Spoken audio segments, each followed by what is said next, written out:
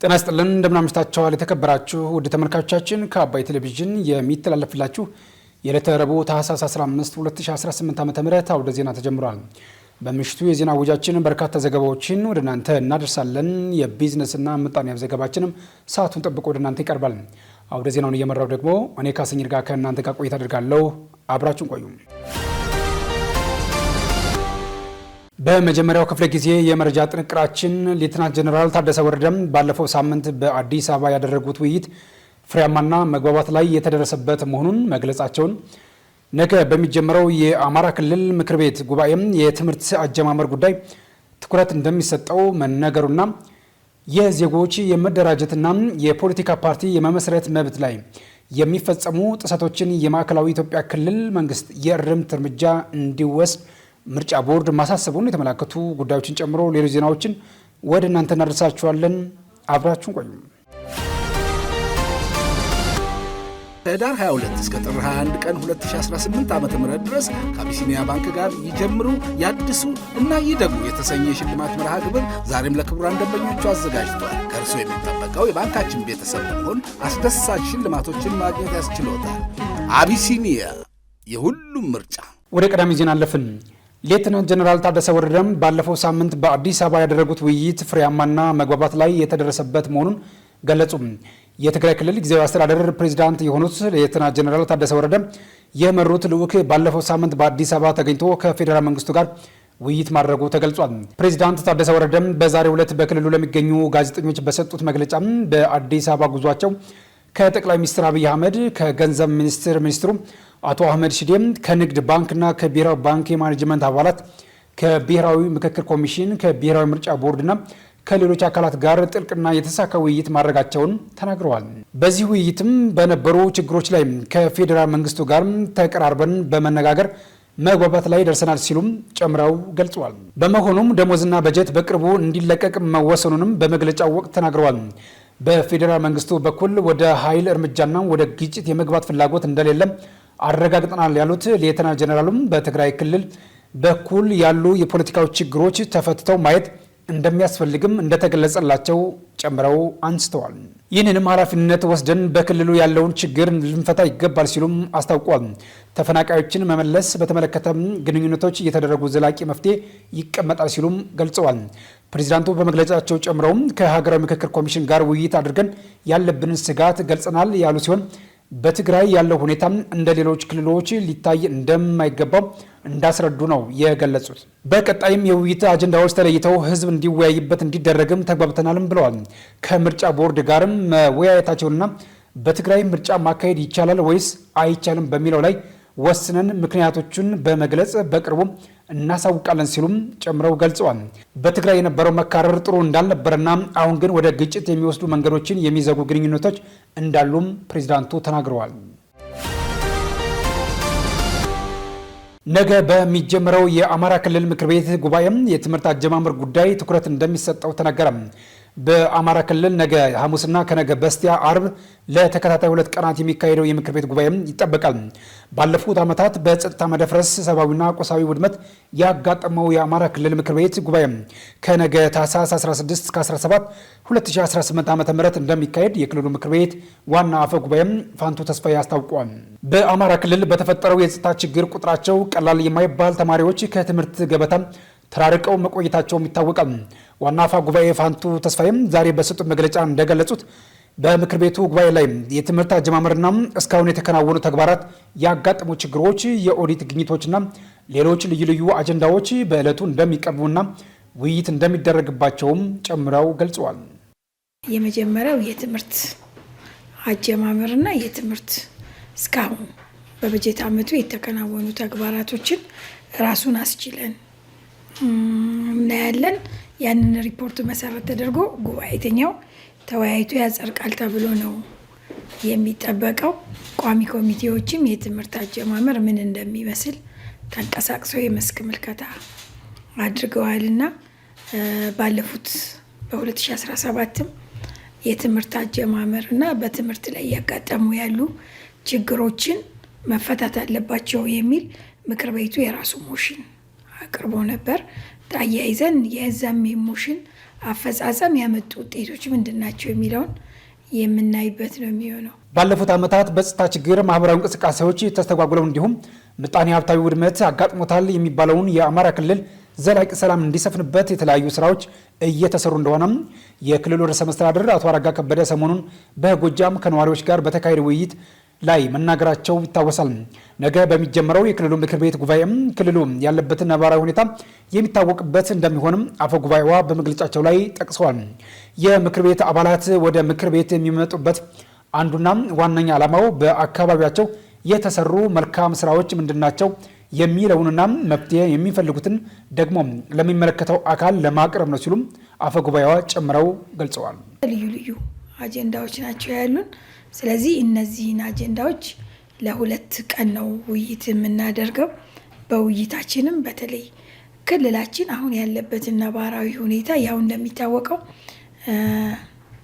የምክር ቤት አባላት ወደ ምክር ቤት ጉባኤ የሚመጡት አንዱና ትልቁ በየአካባቢያቸው ያለ በመልካም የተሰሩ ስራዎች ምንድን ናቸው የሚለውን መፍትሄ የሚፈልጉ ጥያቄዎችን ደግሞ ለሚመለከተው አካልም ለማቅረብ ነው። እቅድን መሰረት ተደርጎ የዘንድሮ በጀት ዓመት እቅድ አጽድቀናል። በእቅዱ መሰረት አፈጻጸሙ በየአካባቢው ምን ይመስላል የሚለውን የየአካባቢያቸውን የምርጫ ክልላቸውን ሀሳብ ይዘው የሚመጡበት ነው።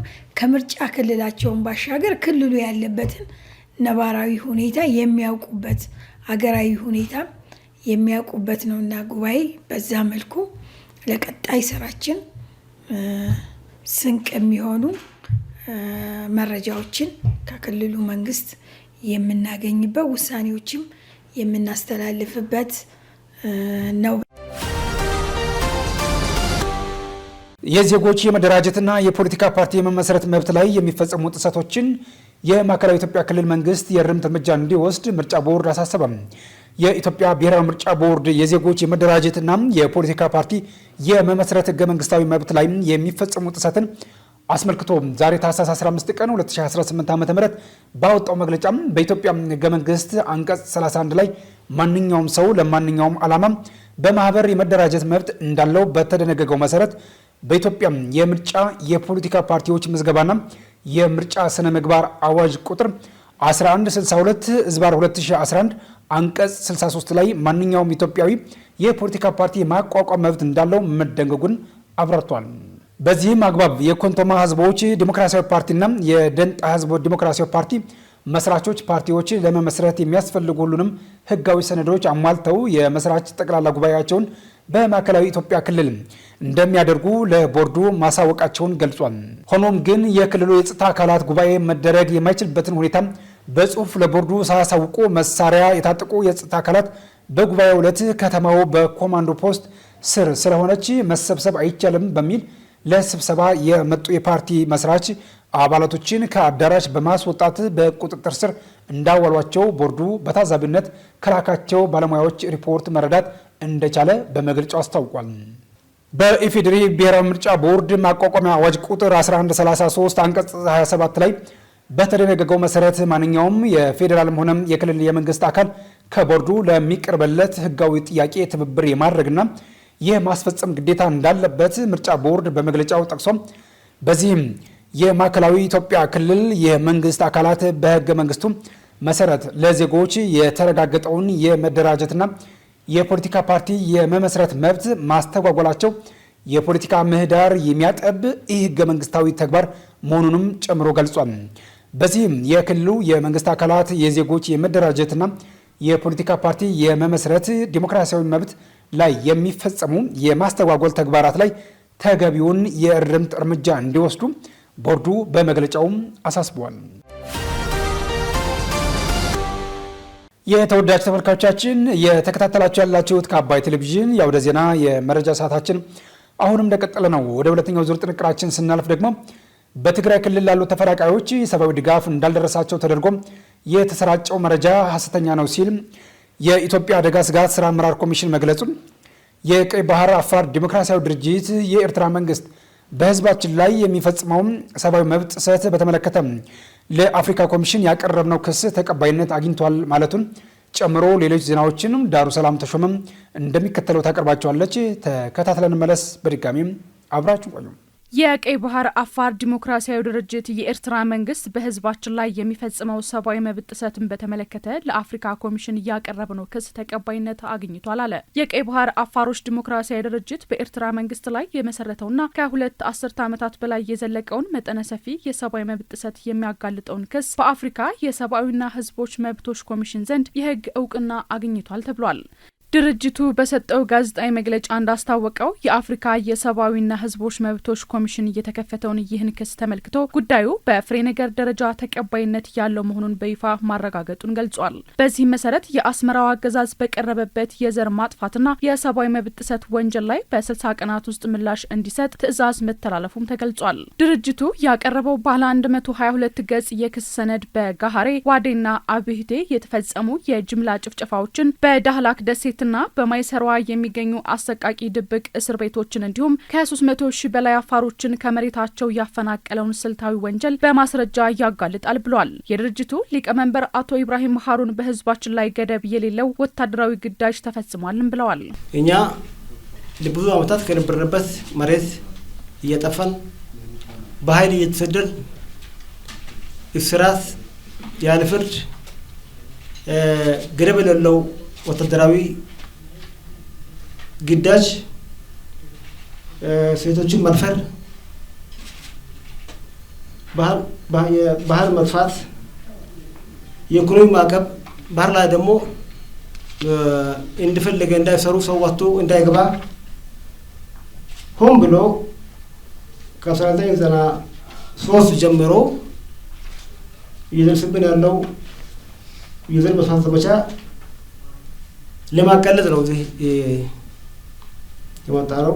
በተጨማሪም አገዛዙ የቁርአን ትምህርትን በመከልከልና መስጂዶችን በመዝጋት የህዝቡን ማንነትና ባህል ለማጥፋት እያከናወነ ያለውን ስልታዊ ዘመቻ በዝርዝር አሳያለሁ ብሏል። እጅግ አሳማኝ የሆኑ የፎቶግራፍ የቪዲዮና ከግፍ የተረፉ የአይን እማኞችን ቃል ለኮሚሽኑ ማስገባቱን የድርጅቱ ቃል አቀባይ አቶ ነስረዲን አህመድ ተናግረዋል። ድርጅቱ ኮሚሽኑ የወሰደውን እርምጃ የህዝባችን የፍትህ ጅማሮ ነው ካለ በኋላ የተባበሩት መንግስታት፣ የአፍሪካ ህብረትና አሜሪካ በኢሳያስ አፈወርቂና አመራሮቻቸው ላይ የጉዞ እገዳና የፋይናንስ ማዕቀብ እንዲጥሉ ጥሪ አቅርቧል። ዓለም አቀፉ ማህበረሰብ ለዚህ ግፍ ድምጽ ሊሆን ይገባል ሲሉ አቶ ኢብራሂም ተናግረዋል። የህዝቦች መብት እስኪከበር ድረስ ትግሉ በህግና በፖለቲካው መድረክ ተጠናክሮ እንደሚቀጥልም አስታውቋል። በትግራይ ህጻጽ የተፈናቃዮች ካምፕ ያጋጠመውን የምግብ እጥረት አስመልክቶ ሌተናል ጀነራል ታደሰ ወረደ ጥሪ ያቀረቡ። የትግራይ ክልል ጊዜያዊ አስተዳደር ፕሬዝዳንት ሌተናል ጀነራል ታደሰ ወረደ በክልሉ አስገደ ወረዳ ህጻጽ መጠለያ ጣቢያ የተከሰተውን የምግብ እጥረት አስመልክቶ ለተደረጉና እየተደረጉ ላሉ ድጋፎች ምስጋና አቅርበው ለተጨማሪ ድጋፍም ጥሪያቸውን አቅርበዋል። ፕሬዝዳንቱ ለመላው ኢትዮጵያውያን ባስተላለፉት መልእክት በህጻጽ የተፈናቃዮች መጠለያ ጣቢያ ውስጥ ባሉ ወገኖች ላይ ያጋጠመውን የምግብ እጥረት ተመልክታ ለመርዳት እያደረጋችሁ ላለው ድጋፍ ከፍ ያለ ምስጋና አቅርባለሁ ብለዋል። አክለውም በተለይም በሀገር ውስጥና በውጭ የምትኖሩ ወጣት ኢትዮጵያውያን የወገናችሁን ህይወት ለማትረፍ ሌት ተቀን እየሰራችሁ ላለው ሰብአዊ ድጋፍ በራሴ በትግራይ ክልል መንግስትና ህዝብ ስም ላመሰግን እወዳለሁ ሲሉም ገልጸዋል። በመሆኑም የጀመራችሁት ሰብአዊና የተቀደሰ ተግባር ተዳክሞ የቆየውን የጋራ እሴት በማጎልበት ረገድ የራሱን አስተዋጽኦ ያበረክታልና አጠናክራችሁ ቀጥሉበት ሲሉም ጥሪያቸውን አቅርበዋል። የኢፌዴሪ መንግስት ብሔራዊ ክልላዊ መንግስታትና መላው የኢትዮጵያ ህዝቦች ከቀያቸው ተፈናቅለው በሞት አደጋ ላይ ያሉትን ወገኖች ህይወት በመታደግና ዘላቂ መፍትሄ እንዲያገኙ በማድረግ የበኩላችሁን ድርሻ እንድትወጡ በአክብሮት እጠይቃለሁም ብለዋል። የፌዴራል መንግስት ለዚህ ጉዳይ ልዩ ትኩረት ሰጥቶ ተፈናቃዮችን ወደ ቦታቸው በተሻለ ፍጥነት እንዲመለሱ እንዲያደርግም ሲሉም ጥሪያቸውን አቅርበዋል። ሌተናል ጀነራል ታደሰ ወረደ ይህን ቢሉም የፌዴራል መንግስት በራያና ጠለምት ተፈናቃዮች እንደተመለሱና በወልቃይትም ተመሳሳይ የመመለስ ስራ ለመስራት እንቅስቃሴ እያደረገ መሆኑን ገልጸዋል። ሆኖም የህወሓት ቡድን ተፈናቃዮቹ ከመመለሳቸው በፊት ቅድሚያ ፓርቲያችን ይዳን በማለት ተፈናቃዮቹን እንደመያዣ እንደሚጠቀምባቸው የፌዴራል መንግስቱን ጨምሮ በትግራይ የሚንቀሳቀሱ ፓርቲዎች ሲገልጹም ይሰማል። ከሰሞኑ ደግሞ ይህ የህወሓት ቡድን ከተፈናቃዮች ጭምር የፓርቲ መዋጮ እየጠየቀ እንደሆነና መዋጮ ያላዋጡ ተፈናቃዮችን መጠለያቸውን አፍርሶ ከካምፕ እያስወጣ መሆኑን ሳልሳይ ወያነ ትግራይ ፓርቲ ባወጣው መግለጫ ጠቁሟል። በትግራይ ክልል ላሉ ተፈናቃዮች የሰብአዊ ድጋፍ እንዳልደረሳቸው ተደርጎ የተሰራጨው መረጃ ሐሰተኛ ነው ሲል የኢትዮጵያ አደጋ ስጋት አመራር ኮሚሽን አስታወቀ። የኢትዮጵያ አደጋ ስጋት አመራር ኮሚሽን በትግራይ ክልል ሰሜን ምዕራብ ዞን አስገደ ወረዳ ሕጻጽ ጊዜያዊ መጠለያ ጣቢያ የሚገኙ ተፈናቃዮች የሰብአዊ ድጋፍ አቅርቦትን በተመለከተ በዛሬው ዕለት መግለጫ ሰጥቷል። ኮሚሽኑ በመግለጫው በተለያዩ ማህበራዊ ሚዲያዎች በሕጻጽ ጊዜያዊ መጠለያ ጣቢያ የሚገኙ ዜጎች የሰብአዊ ድጋፍ እንዳልደረሳቸው የሚገልጽ የተሳሳተና የመጠለያ ጣቢያውን አጠቃላይ ሁኔታ የማይገልጽ ዘገባ ተሰራጭቷል ሲል ነው ያስታወቀው። የሰብአዊ ድጋፍን በሚመለከት በመደበኛነት ዓመቱን በሙሉ ድጋፍ ለሚያስፈልጋቸው የምግብ ስርጭት ሳይቆራረጥ እየተከናወነ ነው ብሏል። በሕጻጽ ጊዜያዊ መጠለያ ጣቢያ የሚገኙ ዜጎች ዓመቱን ሙሉ ተመሳሳይ ድጋፍ ሲደረግላቸው ነበር ያለ ሲሆን ከመስከረም ወር 2018 ጀምሮ እስከ ታህሳስ ወር 2018 ድረስ የተሟላና ያልተቋረጠ የምግብ ሰብአዊ ድጋፍ እየተደረገላቸው እንደሆነም አስታውቋል። በመጠለያው ባለፉት 4 ወራት በተደረገው ድጋፍም 14413 ዜጎች ተጠቃሚ ሆነዋል ሲልም አብራርተዋል። በተጨማሪም ከአጎራባሽ መጠለያ ጣቢያ የሚገኙ ዜጎችን ጨምሮ በመስከረም ወር 16775፣ በጥቅምት ወር 18290፣ በህዳር ወር 17813 እንዲሁም በታህሳስ ወር 14413 ዜጎች የሚያስፈልጋቸው ምግብ ተሰራጭቷል ሲልም አስፍሯል። በዚህም በድምሩ 11406 ኩንታል የምግብ እህልና ዘይት ባለፉት 4 ወራት እንዲደርሳቸው መደረጉን ጠቅሷል። ይህ ድጋፍ በገንዘብ ሲተመን ከ257 ሚሊዮን ብር በላይ እንደሚሆንም ገልጿል። በሌላ በኩል በክልሉ ጊዜያዊ አስተዳደር የተለያዩ የሰብአዊ ድጋፎች ችግሮች መኖራቸውንና ተጨማሪ የፌዴራል ድጋፍ እንደሚያስፈልግ ቢጠየቅ ኖሮ ድጋፉን እናደርግ ነበርም ብሏል። መግለጫው አክሎም ከላይ የተገለጸው እንደተጠበቀ ሆኖ ለተፈናቃይ ማህበረሰብ የሚላከው ድጋፍ ለታለመለት ዓላማ ብቻ መዋሉን የማረጋገጥና ክፍተቶች ቢኖሩም እንዲሟላ የማድረግ ኃላፊነት የክልሉና የአካባቢው ጊዜያዊ አስተዳደር ነው ሲልም አብራርቷል። የጎፍታ ራህመቶ ሙክታር የኢትዮጵያ ነጻነትና ተቋማት ግንባታ አባት በሚል የተዘጋጀ የታሪክ መጽሐፍ ተመረቀ። በማህበረሰብ አገልግሎት የሚታወቁት የሀጂ ራህመቶ ሙክታር ወይም ጎፍታ ህይወት ታሪክ ዙሪያ የሚያጠነጥነው መጽሐፍ ባሳለፍነው እሁድ በሀገር ፍቅር ቲያትር በድምቀት ተመርቋል። መጽሐፉ በዋናነት በ1985 እስከ 1953 የህይወት ዘመን ቆይታ የነበራቸውን የሀጂ ራህመቶ ሙክታር ወይም ጎፍታ የህይወት ታሪክ የሚዳስስ ሲሆን በተለይም በኢትዮጵያ የነጻነት ትግል ታሪክ ውስጥ የነበራቸውን ቁልፍ ሚና ከዛ በኋላም በሀገሪቷ ውስጥ በተከናወኑ የተቋሙት ግንባታ ውስጥ ስለነበራቸው አበርክቶ በሰፊው እንደሚያትትም ተገልጿል። የመጽሐፉ አዘጋጅ አቶ አብዱል ፈታህ አብደላ በምረቃ ስነ ስርዓቱ ላይ ባደረጉት ንግግር ታሪኩ በዋናነት የተሰናዳው የሀገረ መንግስት ግንባታ በሁሉም ኢትዮጵያዊ ተሳትፎ መሆኑን ለማስመዝገብ ነው ብለዋል። አክለውም አሁን ያለው ትርክት ሁሉንም ያማከለ ባለመሆኑ ታሪክን በማሳወቅ የዘርፉ ምሁራን ድርሻቸውን መወጣት እንዳለባቸውም አጽንኦት ሰጥተዋል። አንደኛው የጎፍታን ራህመቶ ታሪክ የኢትዮጵያ ታሪክ በተለይ በነጻነትና በተቋማት ግንባታ ያበረከቷቸውን ታሪክ አጉልቶ ማውጣት ነው። ስራውም መድረኩም ይሄንን አቅጣጫ ይዞ ይሄዳል። ሁለተኛው የሀገረ መንግስት ግንባታውን በሁላችንም መሰረት ጥረትና ትግል የተመሰረተና የቆመ መሆኑን ማስገንዘብ ነው ደጋግመን። ምክንያቱም አሁን ፈተና ላይ የወደቅነው የሀገረ መንግስቱ ግንባታ ትርክት ከሆነ አካባቢና ከሆነ ጋር ብቻ ስለተያያዘ ነው፣ ገኖ ስለወጣ ነው። የሁላችንም መሆኑን ግን ገኖ ማውጣት ብንችል ኖሮ ይሄ አሁን የገጠመን የብሔረሰብ፣ የዘረኝነት፣ የጎሳ፣ የሃይማኖት ችግር ውስጥ ብዙ አንገባም ነበረ። የሀገር መንግስት ትርክት እንደተባለው በመጽሐፉ እንደምታዩት ብዙ ግንባታዎች በጋራ ነው የሰራናቸው። ብዙ ነገሮች በጋራ ነው የተሰሩት። የሀገር ግንባታው ታሪክ በሃይማኖት ተለይቶ በታሪኩ ስንገባ አናውቀው። በትርክቱ ነው ተለይቶ የምንሰማው ነው እንጂ ታሪክ ስናጠና ግን ታሪክ ለአጥኚዎች ታሪክ ስንመራመር የደቡብ የሰሜን የሙስሊም የክርስቲያን የብሔር እንደዚህ ሳይል ነው።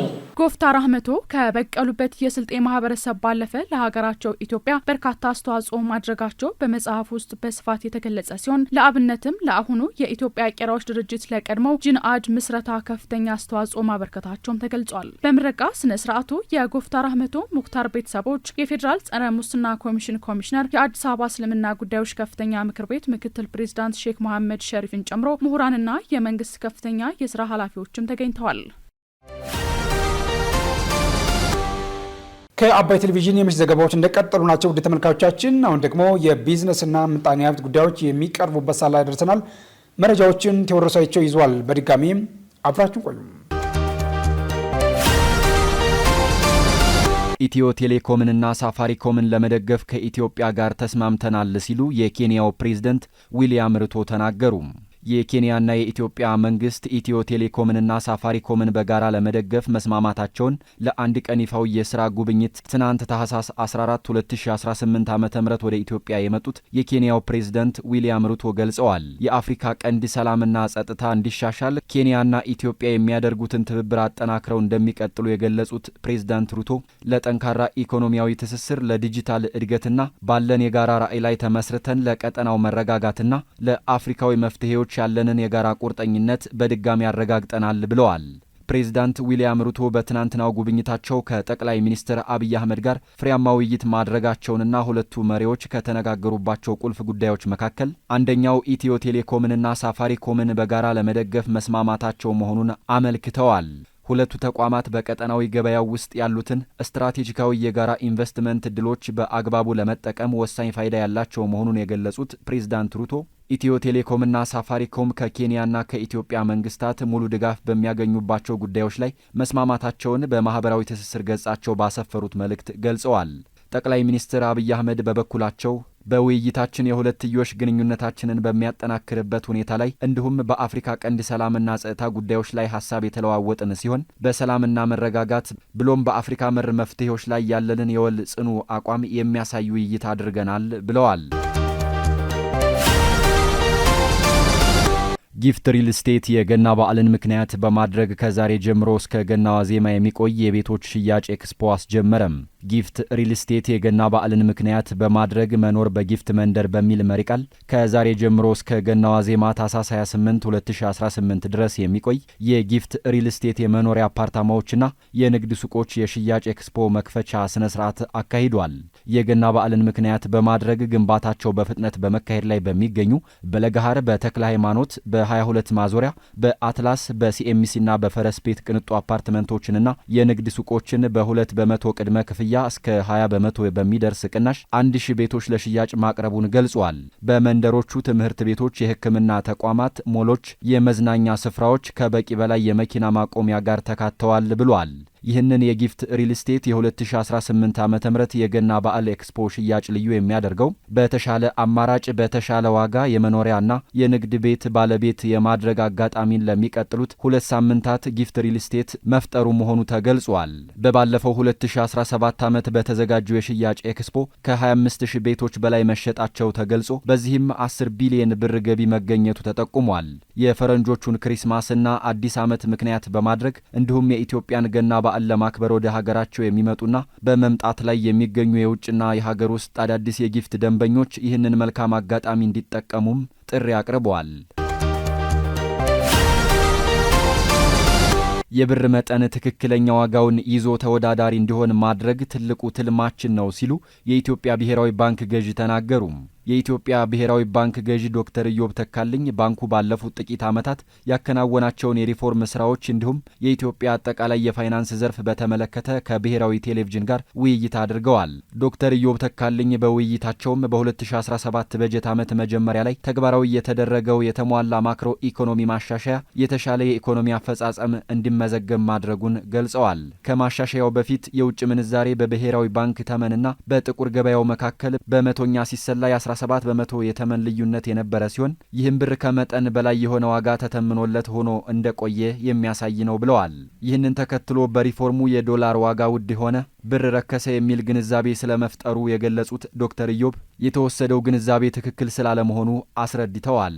ዋናው የማሻሻያው ውጤት የኢትዮጵያ ዋጋ ትክክለኛ ዋጋ እንዲሆን ማድረግ ነው። አሁን ብዙ ሰው ጋር ያለ ግንዛቤ ብር ዶላር ውድ ሆነ፣ ብር ከሰረ በሚል ነው የሚያየው። ይሄ በጣም የተሳሳተ ግንዛቤ ነው። ከመሰረቱ መስተካከል ያለበት ነው። የሆነው ምንድነው?